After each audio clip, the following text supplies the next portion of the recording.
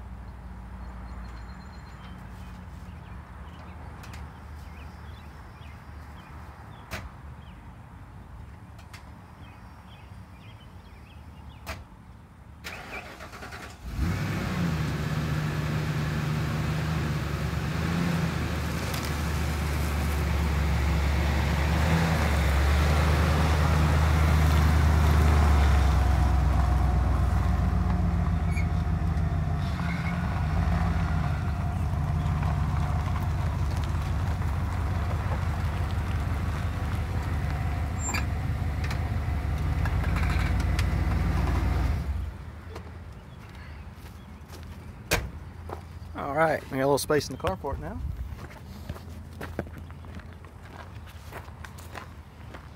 Got your, get your nice clean workspace ready first. And then pull your vehicle in. Oh, nice clean organized workspace, yes. Very important.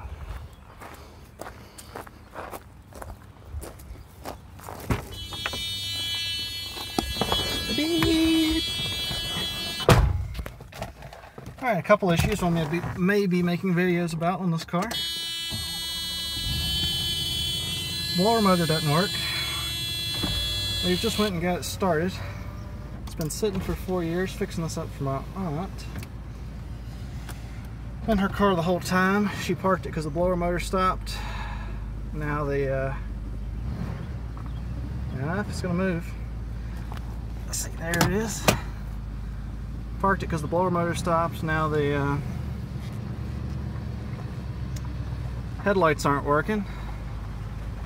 Right. We just got we got one low beam is all we got right now. And the power steering hose is leaking. So, once we get all that sorted out, we can stop working on this thing again. And maybe she'll drive it. And somewhere we popped the hood down here. Somewhere, maybe I can find it. Alright, and I'll get back to you once I actually know what's happening. Well, I went ahead and tore a little further into it than I was planning to, but if you don't know, first time working on one of these cars, the hood goes straight up. You start with the driver's side, pull this out, push the hood up a little bit further, go to the driver's side, do it on that one, push it up, and these click back in. And your hood's up higher. Now I was under the assumption a sealed beam, well, it's actually just a light inside the sealed beam, And it looks like our issue is probably going to end up being the plug, at least on this side. I've not checked this side yet, so to get to it, we squeeze in this piece of plastic and pull it up a little bit. And it comes off. You wiggle the harness back out, so it doesn't look anywhere near as bad. Now there is a ring around the bulb. You twist, let's see, that way, let's see, put it on, take it off, twist that way, wiggle your bulb a little bit and it should come out.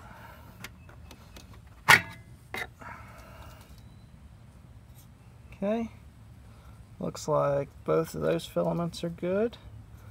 Go ahead and check everything for continuity in there since it's all apart, and I'll get back to you in a second. Alright, I went ahead and put our resistance checker on the 200 ohm mode across from the center element on each bulb to the two outside pins, and I read about 0.8 on both bulbs, which could honestly be the meter leads.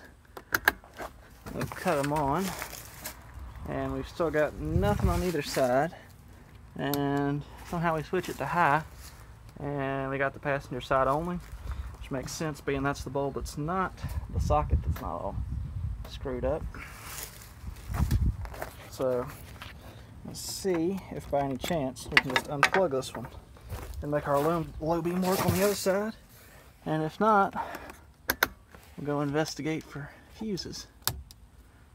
Yep. Of course, it also looks, from pulling it, the stick, we may also have a problem because our high beam does not cut on when we just flash it. The one that is working doesn't cut on. So there may actually be a problem in the switch itself on the column. So now we're going to go check for voltage at the bulbs when it's on low beams. Well, I've ran into an issue I wasn't expecting. I was planning just to be able to stick the probes or a paper clip or something down there, but the terminal's not burnt up. Have a very fine passageway in them, so you can't get anything down in there. So this car actually has separate fuses for the left and right low beam. So my next step is they are fuses number 4, 12, and 4. So I'm going to take this negative and ground it somewhere. This very metal shiny air clean looks like a good place.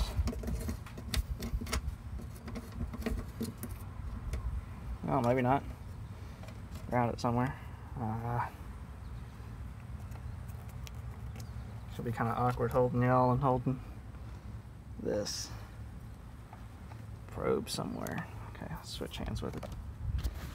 Woo! Great view there. So I'm just going to stick that on the master cylinder and kind of try and hold it there. We'll see that in the corner. Now we're just going to touch the top of this, and we get 12 volts, and touch the top of the other fuse. 12, we're getting 12 volts and 12 volts. So we're going to cut off the headlight switch and find out if this is a switched 12 volts or non-switched. Let's see, we are off. Holding our ground probe on, and touch number 4 and touch number 12. Alright, so it is switching, because if we cut our lights back on, just to double check our results,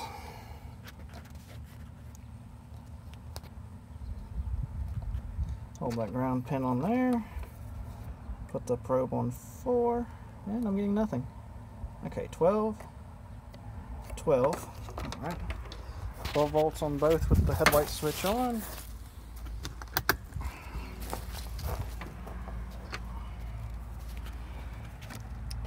And to confirm, nothing on those fuses with the headlights off. So we've confirmed that our headlight switch itself is working, but and the fuses are, do we know they are good? I do not know on these fuses how they work exactly, so I'm going to pull one of these fuses out and do a check real quick. Alright, so just to confirm, the top of these tabs, the tabs you can get to with your finger, are the outgoing side from these fuses. So I went ahead and took the fuse out of the number 4, cut the headlights on, checked the top, and there was not 12 volts there. So without the fuse in, there's not 12 volts on that side, so we've eliminated the fuses as being the issue, even though they looked good. So we're going to try and put something in this burnt up plug and see if we get anything, which is highly doubtful.